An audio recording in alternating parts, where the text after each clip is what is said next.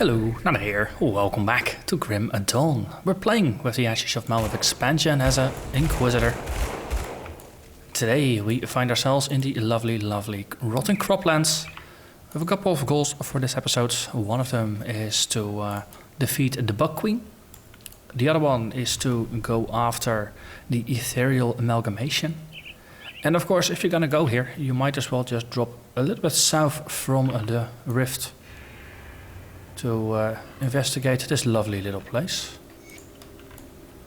It's a small rover camp. One of their children went missing recently.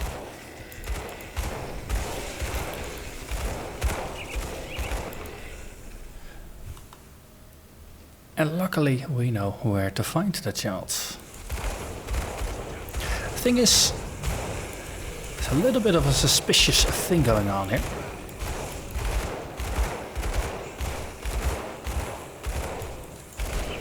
But before we can investigate that, let's kill all the things that are hiding outside here. Wonderful. So let's clear the cave in and then go inside.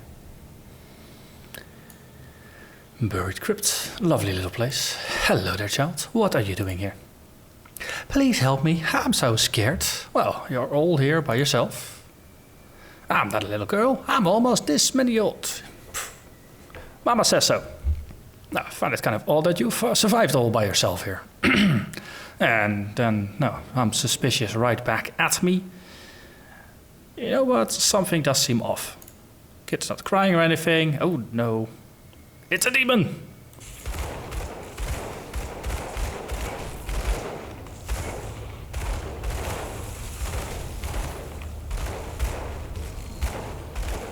So an alternative way to play this would be to take the merciful path. Well, the seemingly merciful path. It does drive home the point that Grim Dawn is not a game for those with bleeding hearts. Because there will be unintended consequences. Oh, but it is yet another little side quest that gets you some stuff, and in here nobody was even actively looking for the child. Turns out they knew all along. But we can move forward now. So one of the interesting things you can do while playing through the game is to rotate your map perspective. And it is actually something that helps pretty well with just finding some secrets you didn't know about before. And by default it's simply just use your middle mouse button, your scroll wheel. If you hold it, you can just look around. And in the options menu there's an option to align your minimap with your point of view. Then from that point of view you can actually say normally north is to the top, but if you do something like, okay, for while I'm playing, I'm just gonna keep north pointing to the bottom. And the entirety of the world is gonna look differently, because then you're basically, normally, you would be looking down on these hills. Now you're looking up at them. So if there's something secret in here, and there is some kind of visual obstacle over here that would normally block your perspective, from this angle you can actually see it rather well. And it did help me to I just played around with it a little bit yesterday, and I did find something in the where was that? In the Twin Falls area. There was a secret I hadn't found until that point. But it is very confusing, because I'm used to the world looking in a certain kind of way. And if you turn everything upside down, suddenly your entire sense of where the hell am I in the world completely gone. But I think in one of my future episodes I might just do a episode where I'm gonna take all the choices I normally don't make, and I'm just gonna play with the north and south reverse. So I'm just gonna look at the world upside down, and I'm gonna take all the choices I normally wouldn't do. Oh, take some of the evil choices where I normally do the good ones, take the good choices where I normally do the evil ones, just do a complete opposite playthrough. Cause Yet another little example from the little experiment I did in the Twin Falls. There's that man and woman that are standing there just in the corner there with the wasp nests, where the man is pointing a gun at the woman and now he's asking you to pay money, so otherwise he'll hurt her. I always figured this is a trap, I'm gonna kill him because this is a trap, and now they just double team on you. Turns out there is a different way to end that.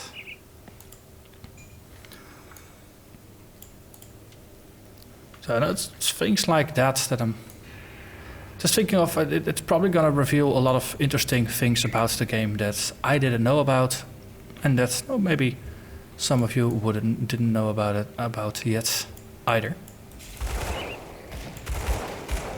But doing it just for some random episodes is just gonna be odd.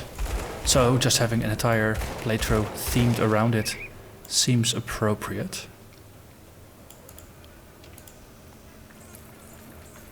Seems like my current strategy of sticking mostly to the bottom balls here works out pretty well. Also, there's a path. Oh yeah, there's a little harpy camp down there. But so far we found 2 larger chests, which is rather nice. Normally, if you just go directly via the fields, you skip those. Ooh, ethereals and bugs having a bit of a fight. I'll be the laughing third.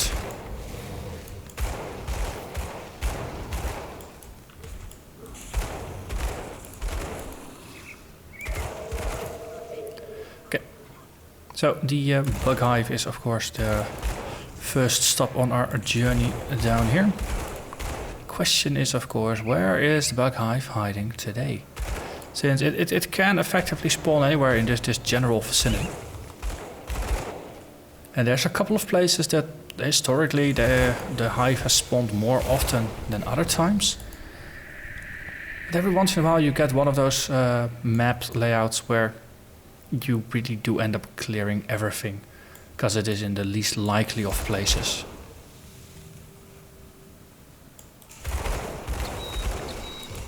Luckily we are relatively speedy.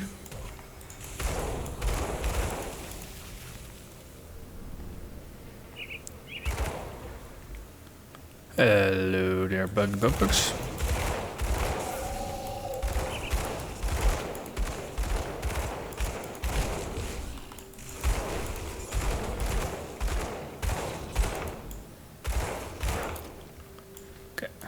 Slowly.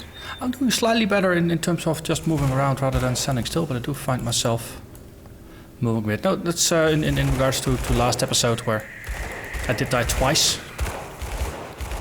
And that was mostly because I was just playing according to the wrong strategy for the build. Because I'm just falling back on my habit of just tanking everything rather than being a highly agile cowboy. So I actually made a note for myself in my... no, I always have notes on the side with constellations to go for, things like that, but also made a note in there to just do hit and run tactics more often, and slowly trying to improve upon that.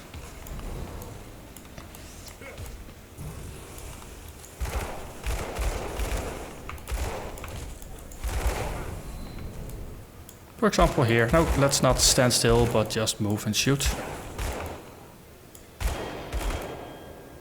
Marvelous. Okay, there are bugs over here. But this does not appear to be where we want to be. Okay, so this is where the road is. Okay, so chances are we're gonna have to go over to that side. As I say, sometimes it is not in the most likely of places. Was there a secret here? Nope. At least not today.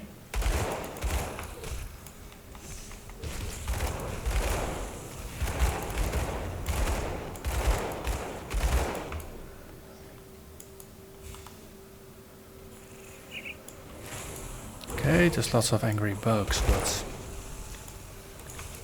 I don't think I spotted the entrance here. Nope. And indeed, there's nothing here. So then we cross the road, because it can also be on that side. And in all likelihood, it actually has to be on that side, because there's not much left on this side to be explored. Look at that. One entrance. Okay. Just rely on some of the runes. Marvelous.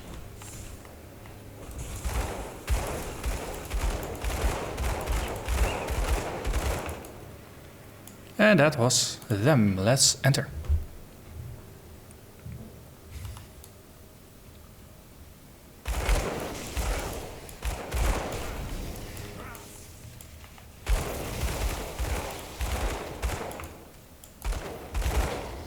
So down here there are two side areas. One of them is, as far as I know, it's just a dud. It's a side area that doesn't really hold anything all too interesting. The other one, however, holds a secret side area that actually has a devotion shrine.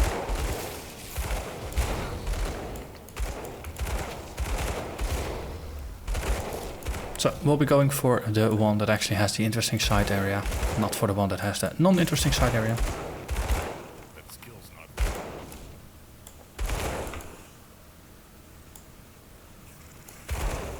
So the first one here is the boring one. Probably intentionally boring so as to make you less likely to try and enter the second one, which actually is the interesting one. It's a decoy of sorts. So poison here. Okay. Yeah, let's just get out of there. The whole thing about being a little bit more mobile.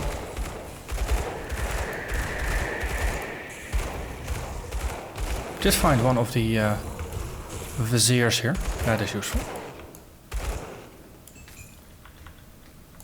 That skill's not ready.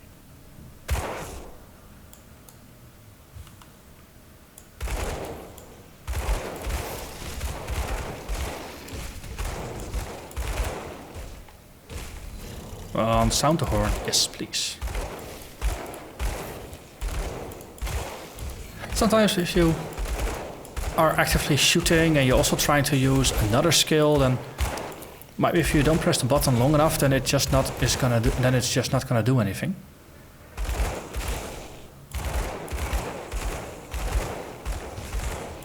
Okay, there's a figure of wall here, just a bit of a bug, and just a lootable corpse here with some stuff.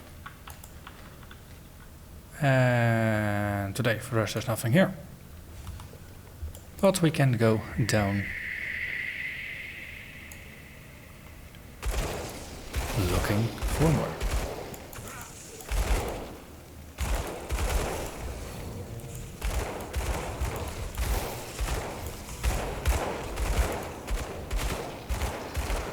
If the numbers are limited like this, then tanking them is easier than running away. Now, running away for one single enemy is probably going to be a lot less efficient than you would want it to be, but here, though, there's more enemies, so then being a little bit more tactical, just setting up some bottlenecks seems better. I can't do that yet.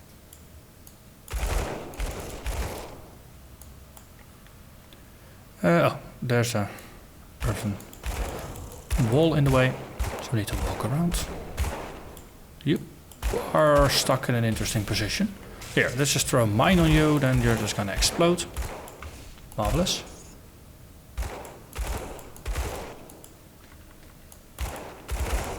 Oh, this being insects, you of course get a lot of better shells and the spikes, the vicious spikes. It's wasps and these insects, they're just great for farming those materials if you need them. And there are a couple of crafting recipes that do require them. Ooh, Pedalis Will. That's I think the second one we found so far with this character. +1 to all necro skills is of course very nice when you are playing a necro. If you're not playing an Necro, then it doesn't offer you all that much.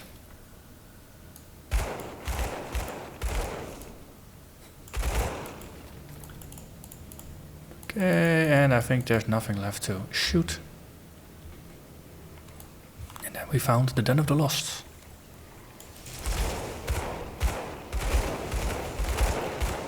The Devotion Shrine here tends to be... I think this is the one that does spawn a couple of very nasty mobs with quite some poison AoE.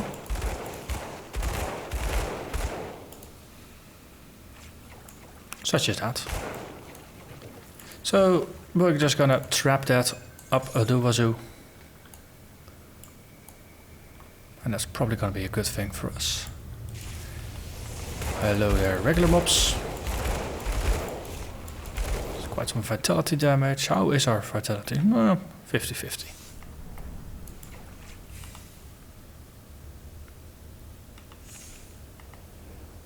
Okay.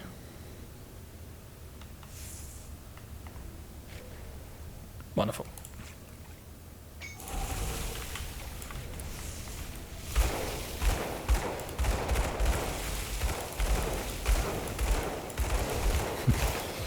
When the spiders come falling down, it's almost like they're bouncing. It looks funny. I think we did a very good job here of just spawn camping them. Might not be honorable, but it is effective.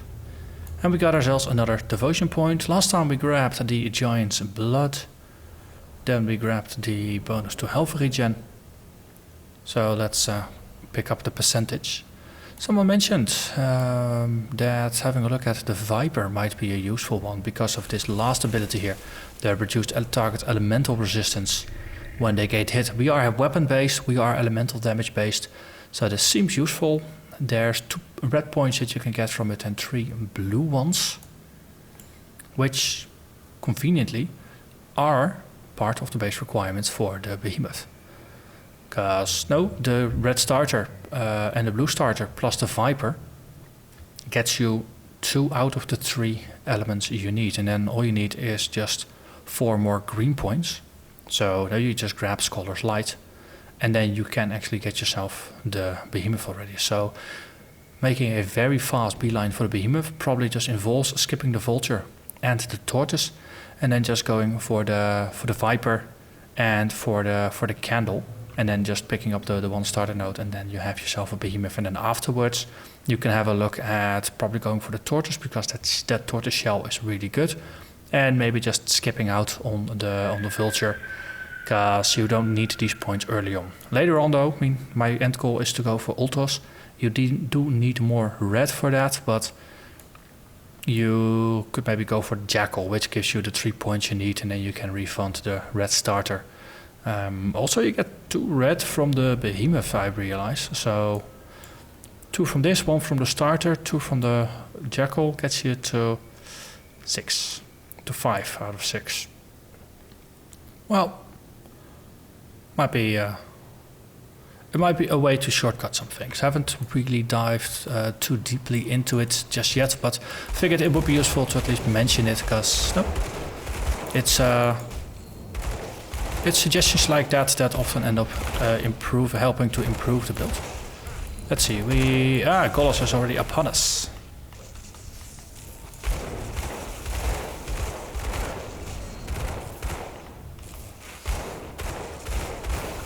And Golos is no more. And then we have a big loot chest over here. That seems awfully lackluster. Oh, can't always be lucky when it comes to loot drops. So let's see, we're still behind with our physique compared to our cunning. And then we have some points to spend. So I think our current schedule was 1 more point in the Horn of Gendar, 2 more points in our main. And the next level we can finally grab Aura of Conviction. And that kind of rounds out the Inquisitor side of things in terms of just 1 pointing all the skills we'll need. I mean, the higher level we have in the Horn of Gandar, the better it is gonna be. In terms of reach and damage. Not to forget about damage.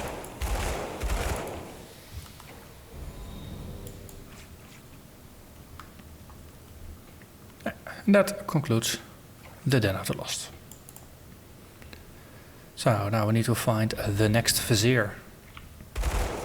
And then go for the Queen.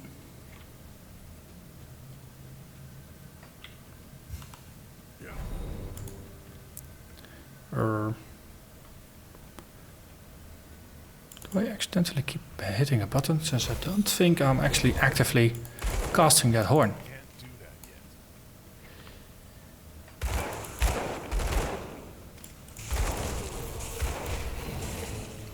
yet. Here it is actually useful because I was surrounded a little bit.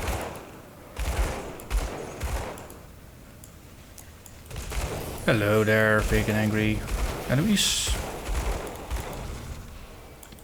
Let's take a small step backwards. Like that. And ooh, you are not quite the one I'm looking for. Also that corroding stuff that you put on the floor, I think I'm just gonna step outside of it. Nope, sharing is caring, I do appreciate it. I think you probably care a lot, but I don't.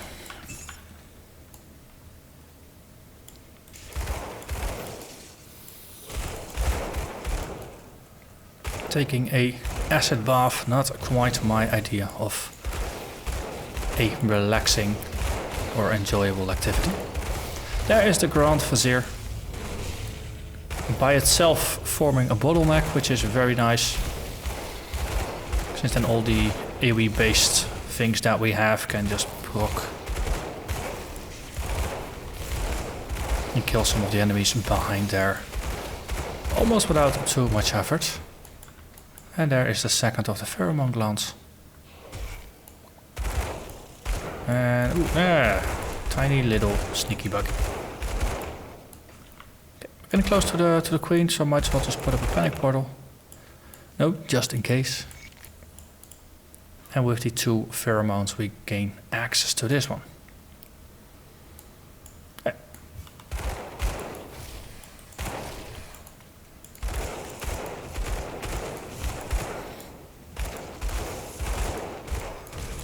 So just let's do the usual thing of just cleaning up a little bit here before we actually go after the queen, because then we only have to deal with her and the actual minions, because we're better at dealing with single targets than with large groups of little enemies.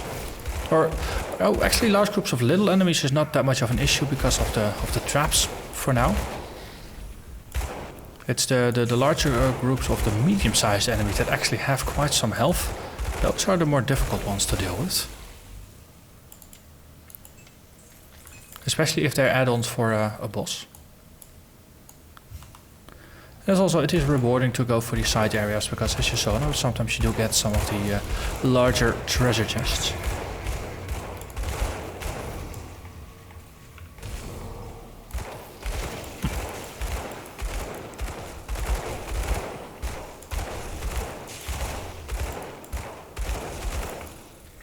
Yeah, situation like this, the enemies do form more of a trickle than a steady flow.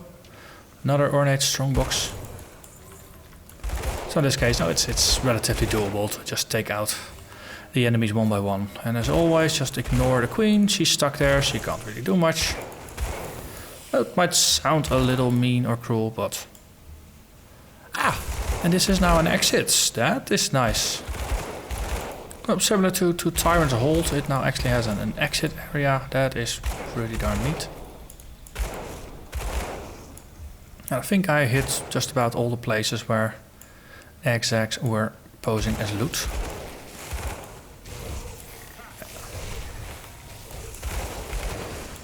Yeah, okay. So the point I previously made about sharing acid baths, I think I'm just gonna make it again. I really don't care too much for that stuff. I'll just actually drink a health flask, just for the sake of convenience. Oh, got my circle of protection. Is that helping me here? It's not helping me enough.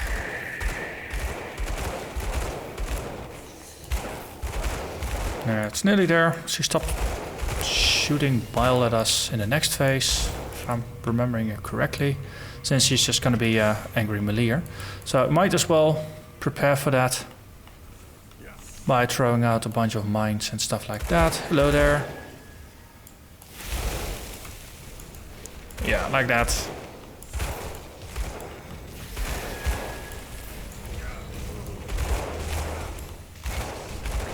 Oh, yeah. Let's remember that note. I'm ranged, not a meleeer, so hit and run tactics. That's my tactics.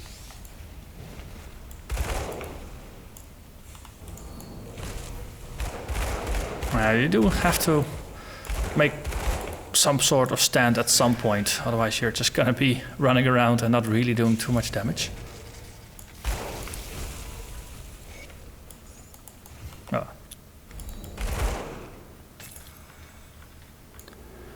That was that. One queen. We didn't die, didn't even come close to dying, so there's that.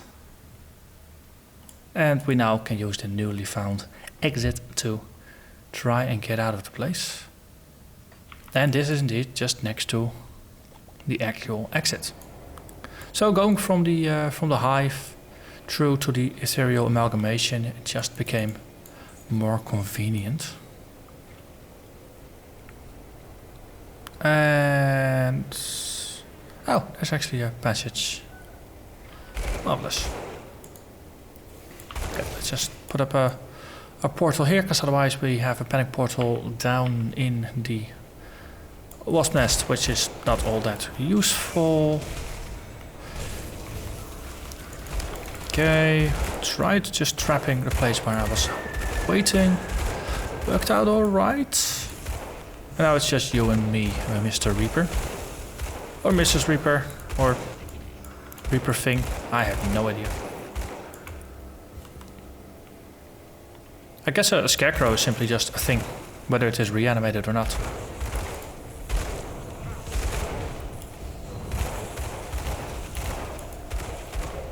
Hello there, Asper the Swifts. You brought your buddy. Effigies the Infested.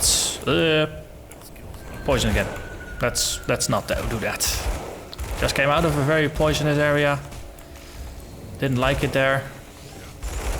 Previous inhabitant there is dead, so no, that served you as a lesson. You're dead as well now. Okay, got some East Thorns. The slightly prettier looking counterpart to the Briar Thorns. They got all those happy, shiny green crystals on their back there. Oh, they must be cheerful.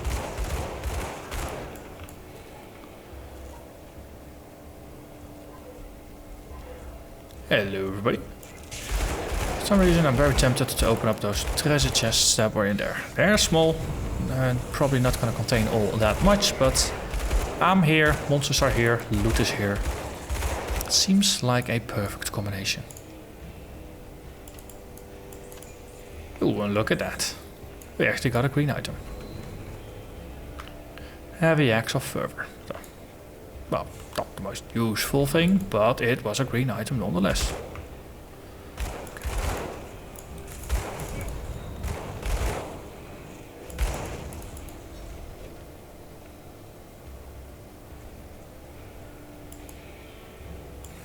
Ooh. Another heroic enemy. Let's not be surrounded here.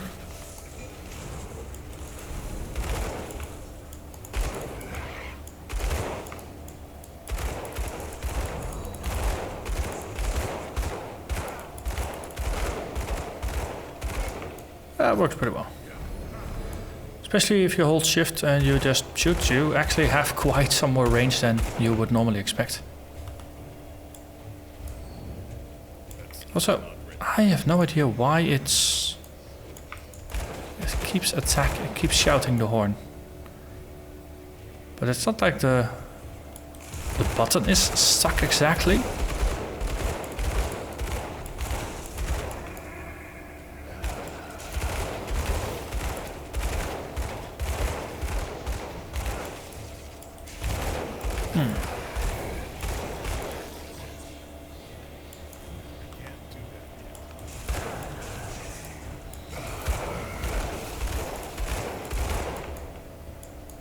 This actually works out. Ooh.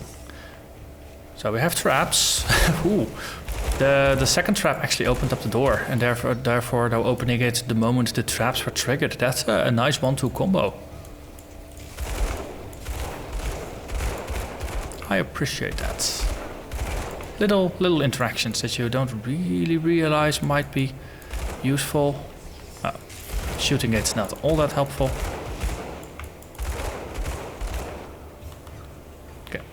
Portal, and then wooden gate, step inside, out of the corrupted stuff, shoot all the things.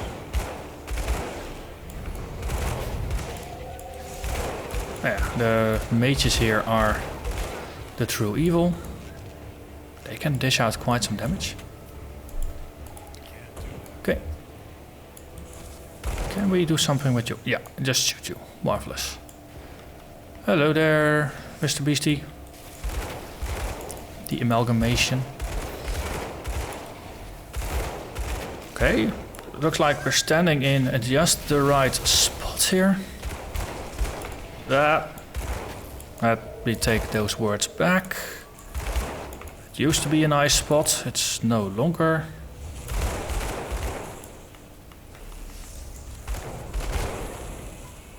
Oh, it's nearly dead, so that's good. It is dead, that's even better.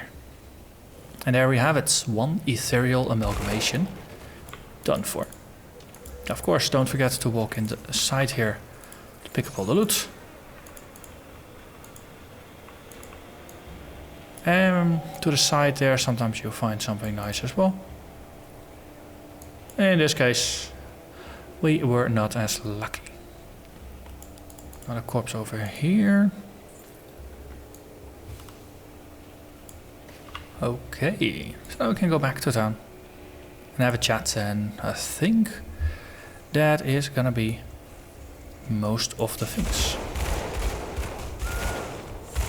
Quickly have a chat with these lovely folks who are just now maybe just applying to be gate guards or something, but I don't think they quite understand it. And then you are happy. We got the inventory back, which is always nice. And we are now respected with Homestead, which means we have access to their faction, weapons, armors, and blueprints. So let's quickly round out the quests and then have a quick look at the gear that you can get at the Quartermaster, since it might be relevant as an upgrade. Oh, first have a chat with Captain Summer. The Twillydim and Twillydum have been summoned. I'm eager to get started. I'll rescue your prisoners. That's in the Blood Grove. Then we can have a chat with Olgrim. We will speak with the emissaries. So in the previous episode we played a Necromancer. We sided with the Necromancers. That was the Haruf. The other faction is the Order of Kamen's Chosen. And Kamen's Chosen is more militaristic, focusing on lightning and fire as their elements. We can even ask, what sort of equipment do you have? So they wage battle with physical, fire and lightning, whereas the Necros are cold and vitality damage. So purely in terms of compatibility with the elements, Kamen's Chosen is a better match here. So we're gonna pick this faction and then we'll look out for their enclave. As a side effect, we're gonna be hostile to the Necromancers, so that's good. And that's gonna be for the next time. But as I mentioned, let's have a quick shopping spree. Oh, and of course there's questies. So one questie here, another questie there. One questie everywhere.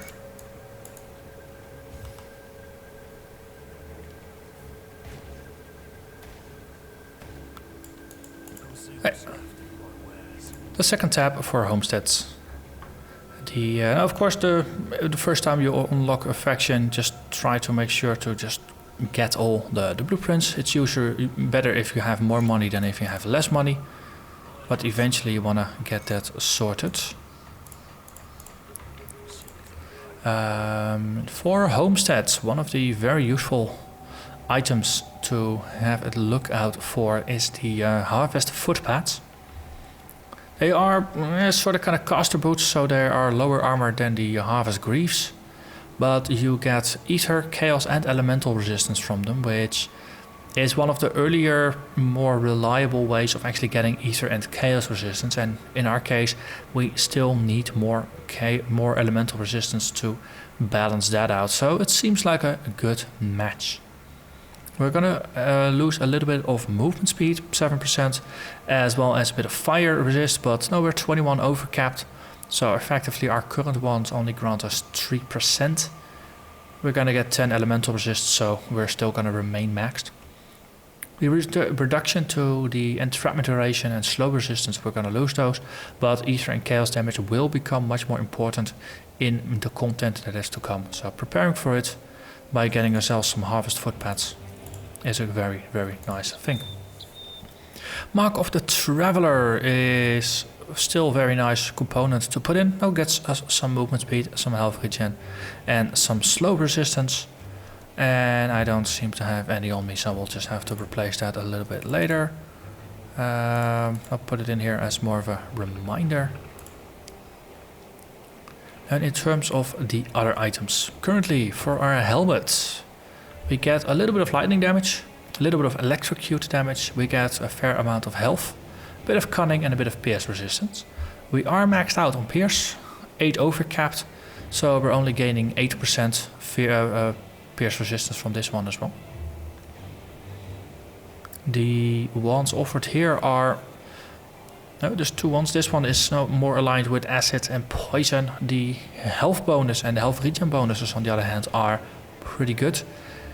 The 100% chance when you get hit by a critical, 10% duration to massively boost your health regen, though it does not grant any flat regen by itself. It's only an amplification of what's there. Especially because the damage is just misaligned, I don't think this is going to be all that great. Even though it does boost our base survivability a little bit. On the other hand, Solar Defender is easier to trigger. Because also keep in mind you have to be hit by a critical. So our defensive ability is actually pretty decent. And enemies do need to actually be able to crit us before it triggers. So chances are this is only going to work in boss fights and not outside of it. The Solar Defender on the other side is easier to trigger. 10% chance when hit, 8-second duration, 16 seconds recharge, so it's a 50% uptime. You get quite a bit of flat health regen, as well as an increase to your armor and the helmet itself.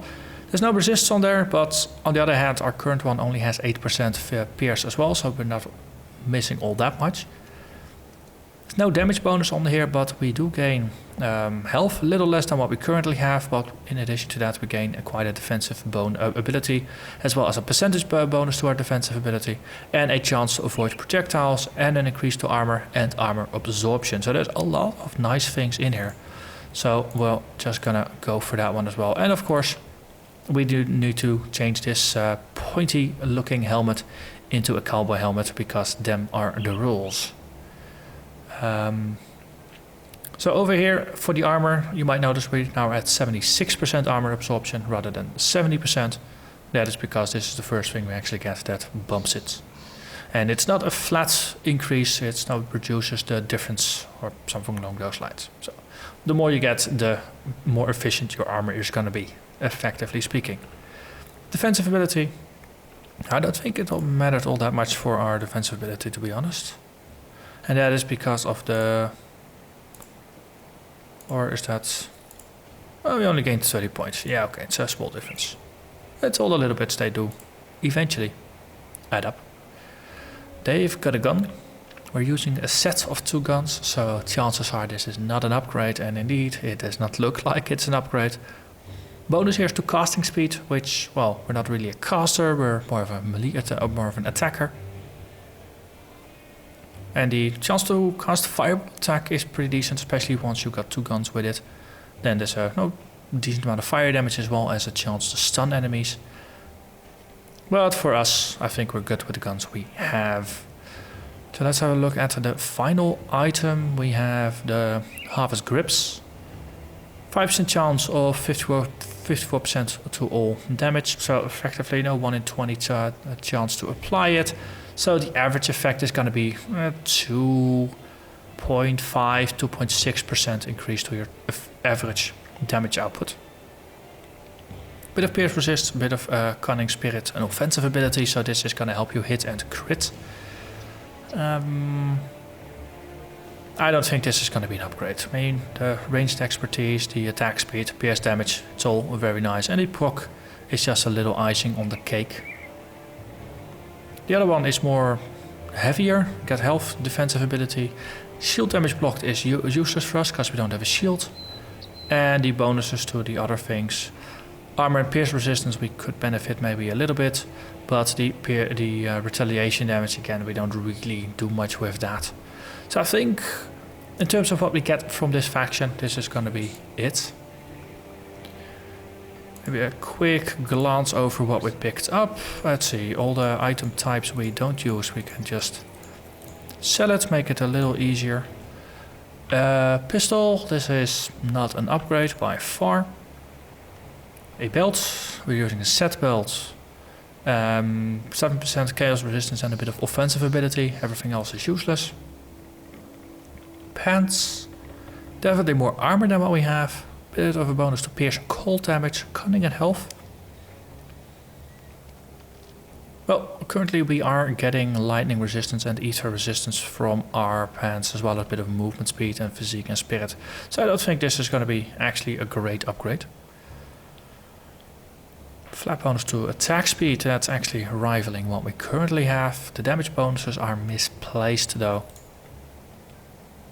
This one, more health, bleeding resistance, but that one is already precisely capped actually. So we can ignore that. Boots, we just upgraded our boots, and this is mostly the wrong damage bonuses, so it's not even helping us all that much. Let's see, we don't use crossbows, we don't use the other guns, we don't use shields. This one is 3 levels above us. Bit of fatality resistance, technically we can use it.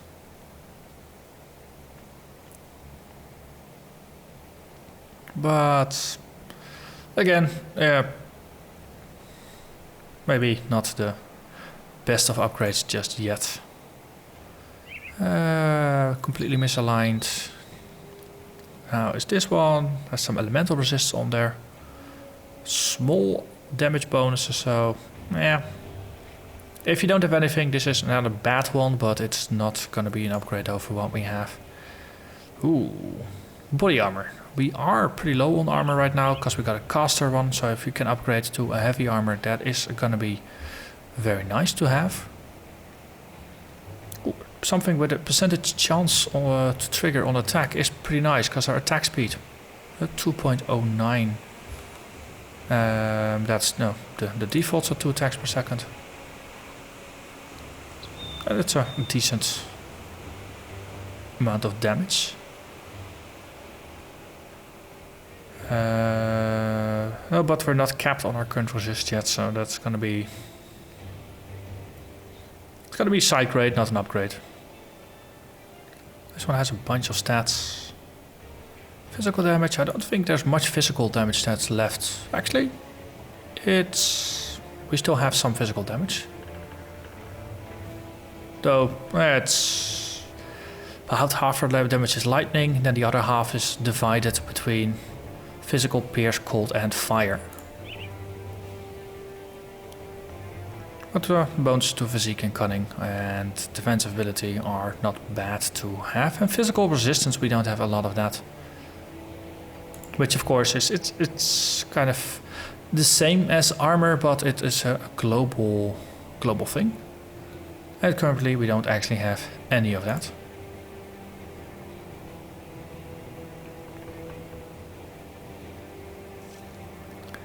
It's a little bit of fire and cold damage, but it still makes me wonder whether it's better to just keep it. On the other hand, we do have 2 items that's still gonna fix our resists.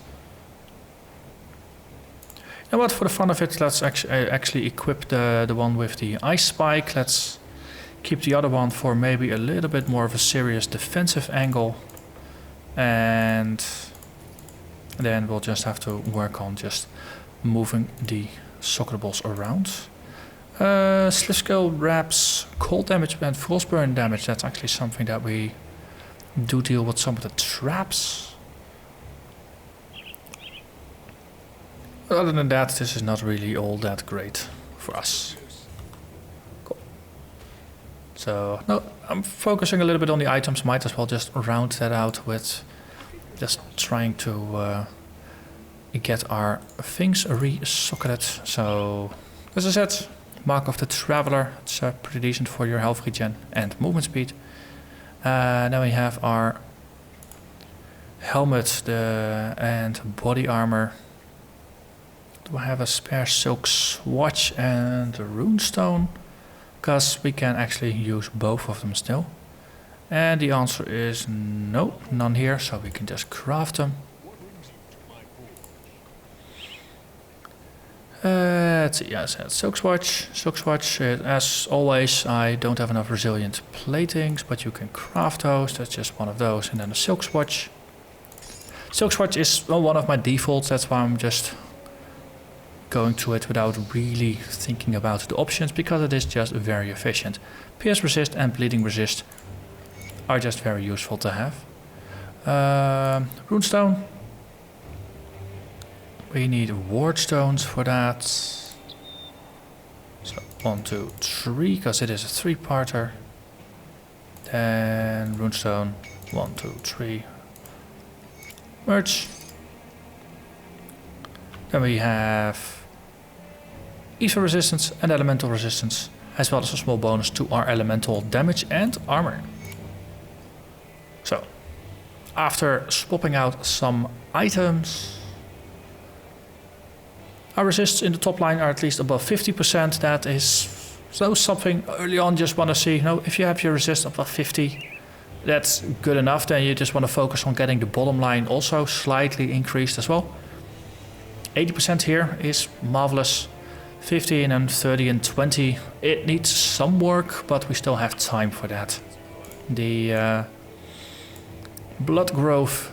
Well, conflagration, it still has a little bit of ether, but it's avoidable.